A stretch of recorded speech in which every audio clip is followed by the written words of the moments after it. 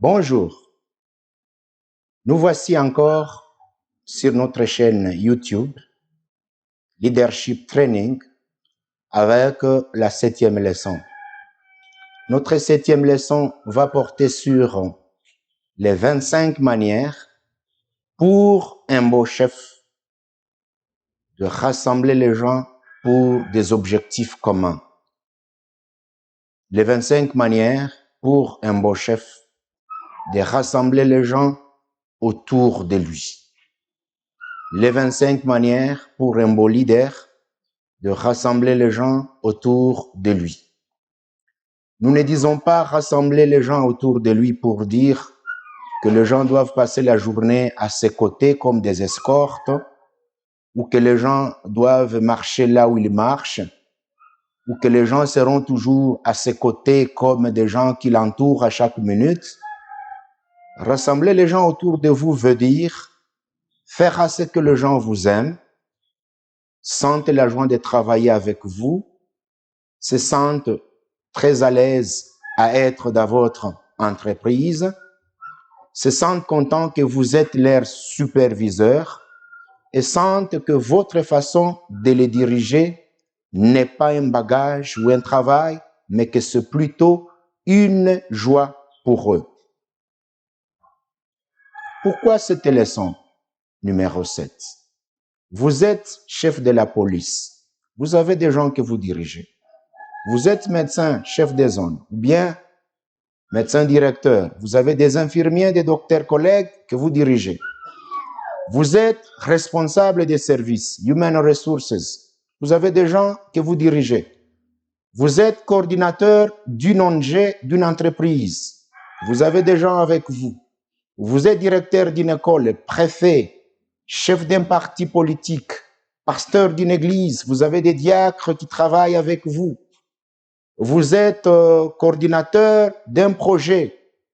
Toutes les personnes qui dirigent les autres, qui savent qu'elles ont des responsabilités vis-à-vis des groupes de gens, ont besoin de suivre cette leçon. Elle va vous permettre de voir qu'est-ce que je peux faire pour mieux amener les gens à être contents de travailler avec moi. Eh bien, nous commençons avec les 25. Nous prendrons une à une manière par manière, jusqu'au bout. Soyez patients. La première façon, c'est de prendre des décisions concertées basées sur l'opportunité. Des décisions concertées basées sur l'opportunité sont ces décisions que vous prenez selon l'occasion qui se présente. Cela veut dire que vous ne pouvez pas prendre des décisions avec retard, mais aussi vous ne pouvez pas prendre des décisions trop vite. Des décisions que vous prenez sur les gens incombent à leur famille.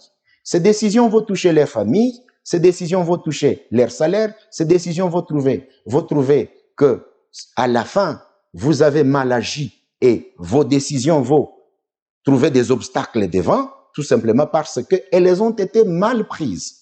Combien de gens qui disent « mon chef a mal décidé sur moi et maintenant on me chasse ». Combien de gens qui disent « il a décidé sur moi qu'on me chasse alors qu'il aurait dû me poser la question pour que nous en parlions ». La bonne manière pour un chef, c'est de prendre des décisions sur les gens en sachant que c'est le moment de prendre la décision. Sinon, des décisions trop hâtives ou des décisions retardées sont mauvaises. Deuxième stratégie, c'est de prendre des décisions qui sont légales. Des décisions qui sont légales, c'est-à-dire, vous décidez sur les gens, rassurez-vous que vos textes l'autorisent. Parce qu'on a vu de l'arbitraire dans certains chefs. Il prend la décision, vous cherchez dans les statuts, il n'y en a pas, vous cherchez dans les règlements, il n'y en a pas, vous cherchez dans les codes pénals, il n'y en a pas, dans les codes de travail, dans les codes de conduite, les manières de procédure, il n'y a rien. Et demain, vos agents vont dire, lui, il prend des décisions à la hâte, il prend des décisions qui ne sont même pas légales, tout simplement parce qu'il est contre moi. Mais si votre décision a été prise étant motivée par les lois, les règles, les statuts qui dirigent votre entreprise, tout le monde va dire, il a pris la décision, il avait raison, tout simplement parce que il s'est basé au texte que nous avons, il s'est basé aux prescrits qui se trouvent dans les contrats que les collègues avaient signés. C'est ça la deuxième chose. Troisième chose, des décisions concertées se font sans précipitation ni intimidation. Il faut éviter de rassembler les gens dans une réunion. Vous leur dites que vous voulez les consulter et puis vous tournez sur eux. Vous les appelez dans une réunion de concertation. Ils y viennent croyant que chacun va amener son idée. Et soudain, vous faites ça, vous dites, moi chef, j'ai décidé. Personne ne va sortir de cette réunion sans avoir signé tel document. Vous vous imposez, même là où ils ne font pas vous imposer.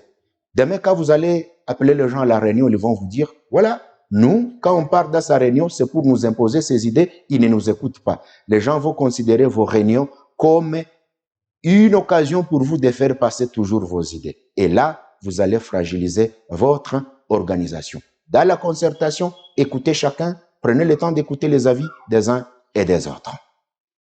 Quatrième chose, montrez aux gens que vous les voulez à votre côté. C'est-à-dire quoi? Montrez aux gens qui travaillent avec vous que vous êtes content de travailler avec eux. Quand vous venez au boulot, saluez-les, comment ça va, ça évolue chez vous, tout ça.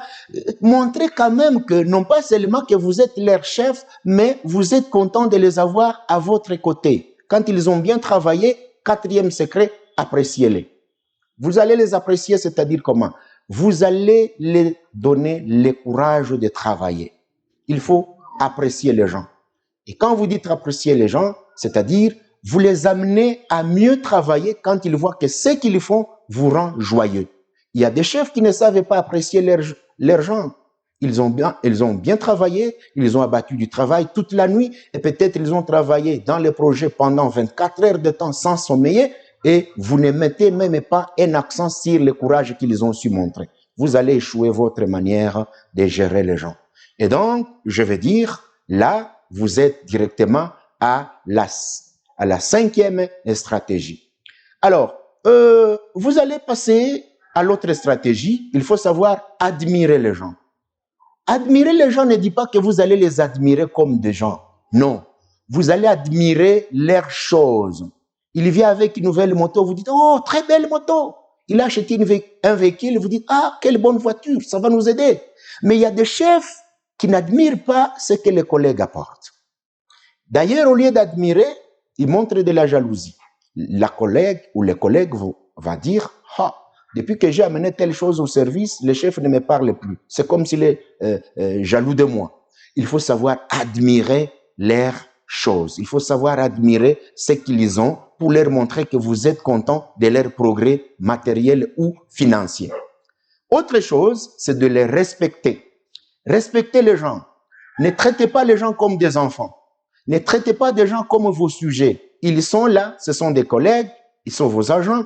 Respectez-les. Chacun à son âge, chacun à sa façon. Quand vous leur parlez, il faut éviter certains langages. Toi, tu n'écoutes pas. Toi, tu es idiot.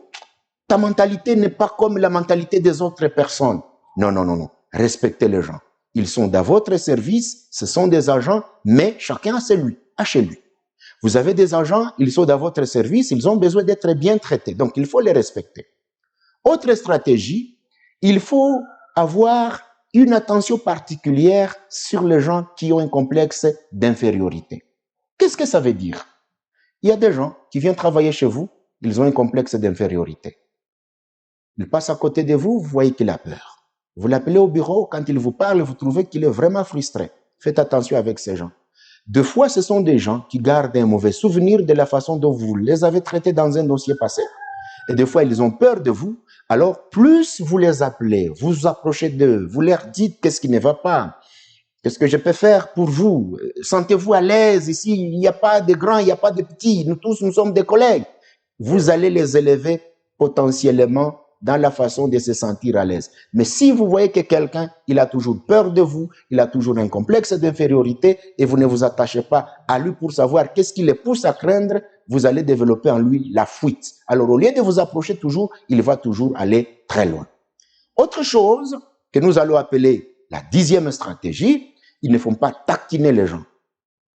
Nous avons des chefs qui taquinent les gens. Alors que vous savez que chacun n'aime pas être taquiné, et des fois vous les taquinez négativement. Oh, tête chauve.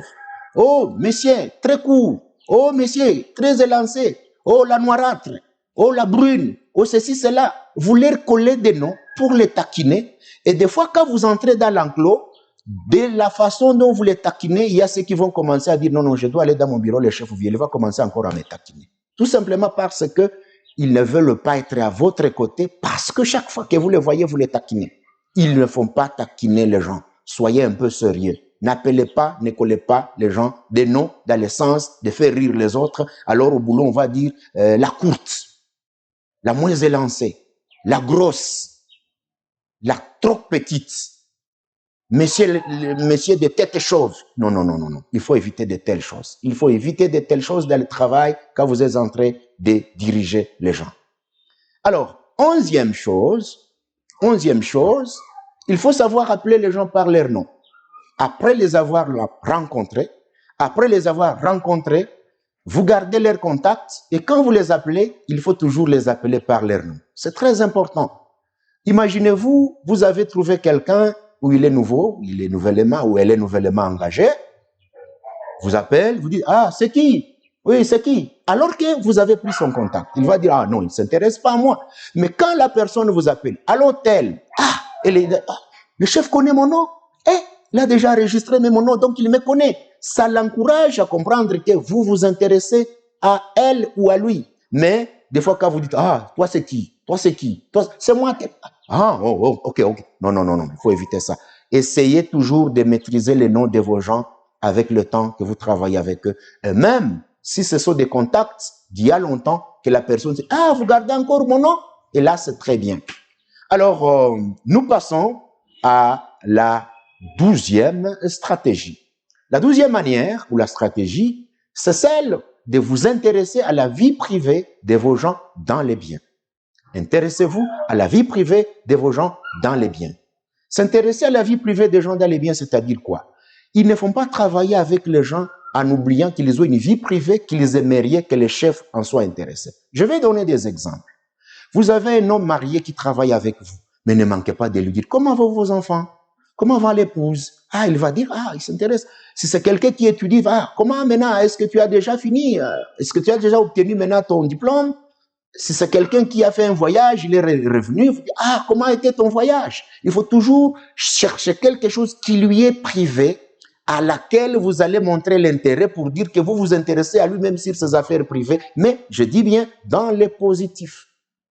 Si c'est quelqu'un qui veut se marier, il ne faut pas lui demander, ah, comment évoluent tes préparatifs de mariage? Ah, il va, ah, le chef sait que je me marie et que je suis en train de me préparer.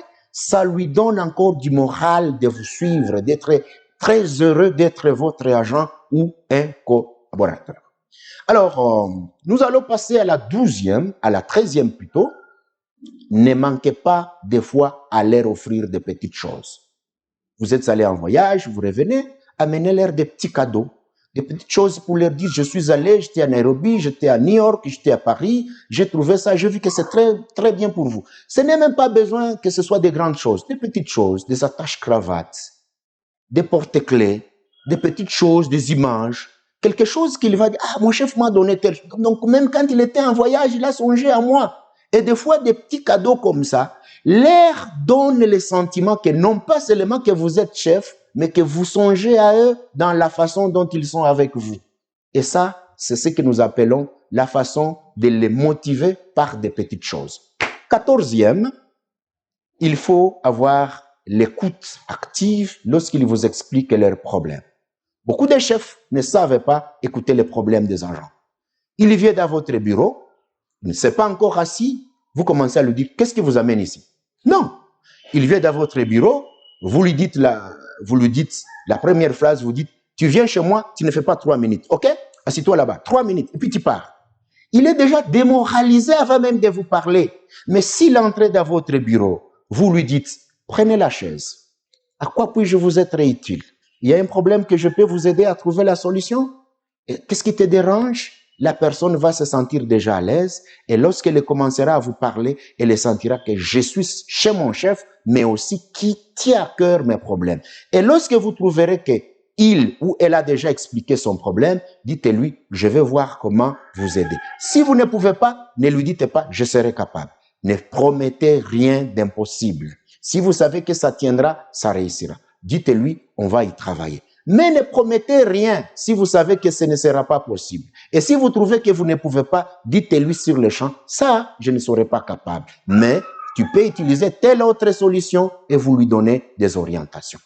Et donc, 15e, que des conversations ne portent pas sur vous, mais que des conversations portent sur le travail et sur les réalisations que de vous-même. Il y a beaucoup de chefs qui commettent des erreurs. Ils sont dans la réunion, au lieu de parler du professionnel, ils veulent qu'on les vante, qu'on parle d'eux, qu'on parle de comment ils sont bons, comment ils sont importants, comment ils sont intelligents. Une réunion de 30 minutes, 15 c'est consacré à vous. Non, les gens ne seront pas contents de vous. Faites en sorte que vos réunions, telles qu'elles sont tenues, qu'elles puissent se faire de sorte que vous discutiez des réalisations, que vous puissiez parler de ce qui est possible, que vous puissiez parler de ce qui est dans le cadre des agents, dans la façon dont vous voulez réaliser le travail. Évitez que les gens parlent toujours de vous. Parlez toujours de vous dans le cadre de vous vanter. Il vous dira, à chaque fois que nous sommes avec lui, c'est de nous dire comment il a été en Europe, comment il a fait ceci, cela, comment il a fait ses études, de nous le dire tous les jours, tous les jours, tous les jours. C'est ça qu'il nous dit toujours. Mais pourquoi ne parlez pas du travail? Il veut vous fuir. Parce qu'il saura que chaque fois que vous avez la réunion, vous avez tendance de parler de vous-même que de parler du travail. Eh bien, 16e, il faut les encourager quand ils ont travaillé, quand ils ont abattu du boulot, quand ils ont fait du travail, il faut les encourager. Encouragez-les. Dites, mes gars, je suis content de vous. Je suis heureux de vous avoir comme des collègues travailleurs. Vous êtes vraiment des experts. Vous êtes des bons travailleurs. Quand ils savent que vous reconnaissez leur travail, vous reconnaissez leur manière de se sacrifier, ça les motive de plus. Alors, 17e, il faut savoir dire merci. Il y a des chefs qui ne disent jamais merci. Il y a des chefs qui ne disent jamais bravo. Il y a des chefs qui ne disent jamais courage. Et là, quand quelqu'un a bien fait, quand quelqu'un a bien travaillé, quand quelqu'un a bien abattu son travail, dites-lui merci. Dites-lui, je suis fier du travail que vous avez abattu. L'ingratitude n'est pas pour le chef. Le chef doit montrer aux gens qu'il est content, mais aussi il doit être reconnaissant des efforts des agents. 18e, soyez souriant. Il y a de ces chefs qui viennent toujours au travail avec les visages renfrognés. Ils viennent, bonjour, bonjour, bonjour, qu'est-ce que vous voulez? Non, non, non, non, non, non. Soyez souriant. Quand quelqu'un vous parle, soyez souriant. Quand vous êtes en réunion, soyez souriant. Soyez sympathique avec les gens. Parce que plus vous renfrognez les visages, plus vous montrez comme si vous êtes mécontent. Vos problèmes de foyer, vos problèmes privés, ne les apportez pas au travail. Vous avez vos propres soucis, vous avez vos propres difficultés. Évitez de venir les vider sur les agents. Et la 19e chose, il faut être impartial. Qu'est-ce que l'impartialité? Il ne faut pas amener les racismes, les tribalismes. On a trouvé des gens qui sont très, très partiaux. L'impartialité, c'est ce qu'il faut. Chacun doit être traité de sa façon. S'il a commis l'erreur, c'est son erreur. Ce n'est pas l'erreur de tout le monde. Il ne faut pas donner des faveurs aux uns et ne pas les donner aux autres.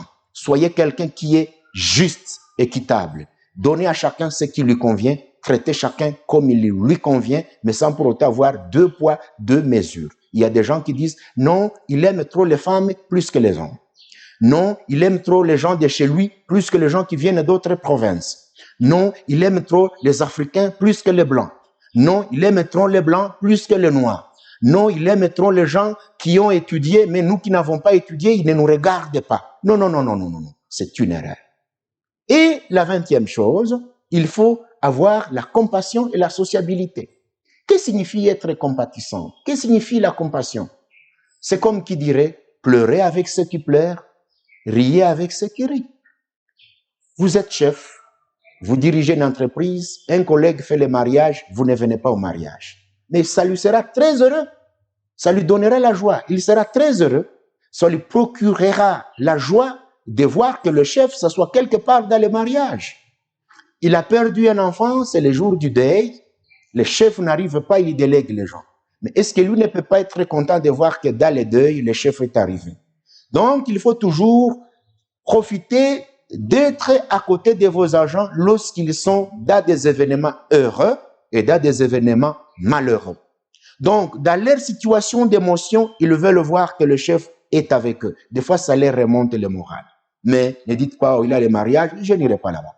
Il fait par exemple l'enterrement. Bon, ça c'est pour lui, hein, je m'en fous, moi c'est pour le boulot.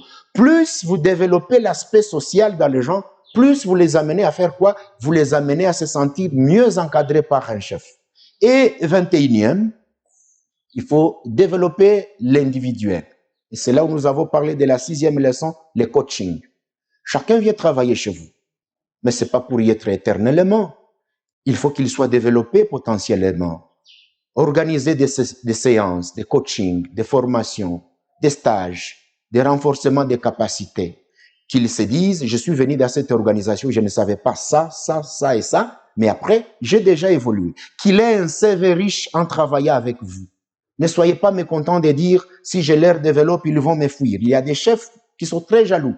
S'ils viennent de chez moi et qu'ils deviennent des experts, ils vont partir, je vais perdre le staff. Mais qui ne peut pas être content de développer ses potentiels dans une organisation? Dit-elle, je te donne 15 jours d'aller en congé, mais profite de ceci pour aller développer ta connaissance dans l'informatique. Tel, je sais que tu aimes trop telle langue, va te développer dans telle langue, on te donne 2 heures par jour pour que tu puisses avoir le temps de développer telle connaissance. Amenez même des consultants externes pour venir former les gens dans la maison. Amenez même des gens dehors pour qu'ils soient renforcés en capacité. Cela va leur donner le courage de dire, non pas seulement que je travaille avec ces chefs, mais ils s'inquiètent aussi de mon avenir professionnel. Et l'autre chose, c'est l'humilité. L'humilité, ça c'est la 22e manière. Soyez humble. Que signifie l'humilité? C'est-à-dire, vous êtes avec des gens qui sont moins gradés que vous, soyez comme si vous êtes moins gradés. Vous êtes avec des gens qui sont de la basse classe, confondez-vous à vos gens. Ils ne font pas vous trouver toujours devant votre équipe, vous voulez toujours montrer que vous êtes au sommet. C'est moi le chef, c'est moi le chef, c'est moi le chef. Non, non, non, non, non, non, non. C'est par l'humilité qu'on vous... On sait déjà que vous êtes chef. Alors, qu'est-ce que vous voulez? Soyez chef, mais soyez à côté de vos gens.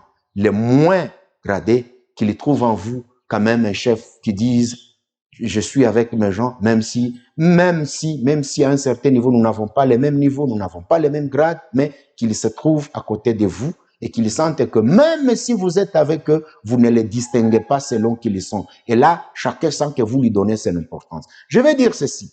Le nettoyeur, s'il ne nettoie pas, votre entreprise sera sale. Celui qui dépose les courriers a un rôle à jouer. Le comptable a un rôle à jouer. La sentinelle a son rôle à jouer. Celui ou celle de la réception a son rôle à jouer. Ils ne font pas croire que parce que vous êtes chef, c'est vous qui êtes l'organisation. Non, l'organisation, c'est tout le monde. Alors, quand vous trouvez que tout le monde se sent heureux d'être avec vous, il sera encore content de dire, même s'il est avec nous, il ne montre pas que c'est notre chef. C'est ça l'humilité. Les grands leaders se montrent toujours simples. Ils ne montent pas pour dire qu'ils montent, parce qu'ils ont déjà monté. Ils ont besoin encore de monter où? Alors, nous avons... la 21e chose, c'est la discrétion. Quand vous êtes chef, les gens vous amèneront leurs secrets. Problème de divorce dans les couples, problème de maladie, difficultés liées aux finances et autre chose. Ayez le courage de ne pas dire à leurs collègues ce que les gens vous ont dit. Imaginez-vous, vous êtes chef, une dame travaille chez vous, elle est venue vous dire qu'elle est en problème avec son couple, et hop, vous êtes dans la réunion, vous dites, Madame telle, mais tu m'as dit que tu as un problème avec ton époux. C'est pourquoi tu sommeilles dans la réunion. Votre problème continue. Tu es un mauvais chef. Tous les secrets qu'on vous dit, gardez-les comme des secrets. Tous les problèmes que vous avez avec vos agents, que vous gardez pour eux, qu'ils vous ont expliqué, qu'ils vous ont amené, soyez comme une boîte de conserve. Conservez tout avec vous, gardez. Faites sortir ce qui lui convient, mais ne prenez pas les secrets des uns pour les distribuer aux autres dans des réunions ou en les taquinant. Et la 22e chose, il faut remarquer l'absence des gens. Que signifie remarquer l'absence des gens? C'est-à-dire, quand les gens n'ont pas été avec vous, quand vous avez tenu la réunion et qu'il y a des gens qui ne sont pas venus dans la réunion, qui étaient absents, ne faites pas du semblant. Après la réunion, prends le téléphone. Tel, nous avons fait la réunion, tu n'étais pas là. Quel problème tu as? Tu as quelle difficulté? Oh, tel, hier on a fait une réunion, on a pris des décisions, mais c'est comme si tu étais empêché. Est-ce que tu peux passer dans le bureau de tes collègues pour qu'ils aient l'état de t'expliquer? Ou bien viens chez moi que je te dise les décisions que nous avons prises. Deux fois, la personne qui n'a pas été présente là où le chef était, lorsqu'elle trouve que le chef a songé à elle, ou a reconnu que la personne n'était pas disponible, mais que le chef reconnaît qu'elle est importante, ça encourage encore cette personne à se sentir mieux à l'aise. Donc, pour remonter le moral de vos gens, ils ont été absents dans une cérémonie, dans une situation quelconque, prenez le courage de leur montrer que même s'ils étaient absents, mais c'est encore possible qu'ils contribuent à l'avancement de la maison. Et la dernière chose, la dernière manière, qui est la 25e, il faut donner la liberté d'expression. Apprenez les gens à s'exprimer. Vous prenez la réunion en otage, vous êtes mauvais chef. Ne prends pas la réunion en otage. Dites, exprimez-vous. Même si ce sont des arguments contraires, même si ce sont des gens qui vont vous dire, chef, on n'est pas d'accord, acceptez qu'ils ne soient pas d'accord et qu'ils vous disent, jetez l'idée. Parce que la plupart des chefs qui n'acceptent pas la contrariété, la plupart des chefs qui n'acceptent pas l'opposition dans les arguments, se privent des conseils, se privent des initiatives. Il y a des gens qui ont des idées, mais quand ils ou elles trouvent que vous ne les accueillez pas favorablement, finiront par dire, bon, moi j'entre dans la réunion, je ne vais rien dire. Je ne veux pas me faire injurier, je ne veux pas me faire engueuler dans la réunion. J'entre pour parler et puis on injurie les gens, on leur parle avec des langages grossiers, je vais me taire. Ce sont ces chefs, on entre dans la réunion, tout le monde croise les bras. Vous posez la question, on vous regarde, on ne dit rien. Et à l'extérieur, on dit, bon, qu'est-ce qu'on allait dire? Chaque fois qu'on le dit, il nous injurie. Ou chaque fois qu'on nous dit, n'acceptez pas nos idées. Qu'il décide seul, qu'il fasse ce qu'il veut. Vous avez déjà détruit la maison. Et donc, je répète, les 25, c'est la concertation légale, la concertation par opportunité. Et ce que vous allez faire, les idées que vous donnez aux gens, vous avez l'échange, vous avez la joie d'être à côté d'eux, vous amenez les gens à se sentir qu'ils sont à votre côté, vous appréciez, vous les encouragez, vous les admirez, vous admirez leurs choses, vous les respectez, vous vous attardez aux gens qui ont les complexes d'infériorité, vous ne les taquinez pas, vous vous intéressez à leur vie privée dans les positifs, vous avez des petites choses à les offrir, vous avez l'écoute attentive, les conversations ne portent pas sur vous-même, mais sur les professionnels, et vous les encouragez, vous dites merci, vous souriez, vous êtes impartial dans vos décisions, vous avez la compassion, c'est-à-dire dans leurs émotions, vous êtes avec eux, vous êtes quelqu'un qui les développe individuellement, c'est-à-dire leur potentiel se développe, vous vous attachez à leur développement professionnel, vous êtes humble, vous êtes indiscret, c'est-à-dire vous êtes plutôt discret, vous n'êtes pas indiscret, c'est-à-dire vous gardez les secrets, vous ne les éparpillez pas dehors, vous remarquez l'absence des gens et puis vous leur donnez la liberté d'expression. Vous utilisez ces 25 tacts, vous utilisez ces 25 manières, je vous dis, vous allez trouver que vos gens seront toujours contents de travailler avec vous. Nous passons à 3 questions. Première question. Vous êtes chef. Parmi les 25, combien vous utilisez? Je pose la question. Première question. Parmi les 25 que nous venons de citer, vous utilisez combien? Ou bien si vous n'êtes pas chef, votre chef qui travaille avec vous utilise combien parmi les 25? Ça, c'est la première question. Deuxième question. Expliquez, pas à moi, mais là où vous serez, l'importance de la discrétion. Quel est l'avantage de la discrétion? Selon vous, si vous êtes discret, vous gardez les secrets, ça va donner quel avantage? L'avantage de la discrétion. Et la dernière question, je viens de citer les 25, vous gardez combien en tête? Vous pouvez vous-même réciter combien parmi les 25? Supposons qu'il n'y a nulle part où vous avez les livres, dans les 25, vous avez retenu combien que vous pouvez rapporter à un collègue. Vous venez de suivre cette leçon. Supposons que vous n'êtes pas sur la chaîne YouTube.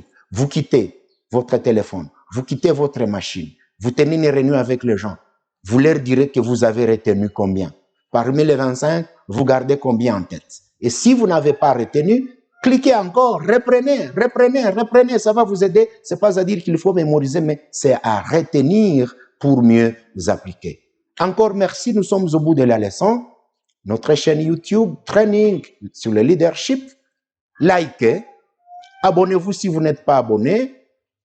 Ayez le temps de partager cette leçon avec les autres. Mais aussi, nous avons une chaîne. Sur notre chaîne, nous avons maintenant les blogs humanitaires qui a plus de 56 articles. Vous allez le voir ici au sommet, là où c'est écrit blog humanitaire. Vous pouvez y cliquer, ça va vous diriger tout droit sur une autre page. Là, vous avez des articles ici, le leadership humanitaire. Encore merci. Rendez-vous dans la 8e leçon que je n'annonce pas, mais que vous trouverez une fois qu'elle sera là.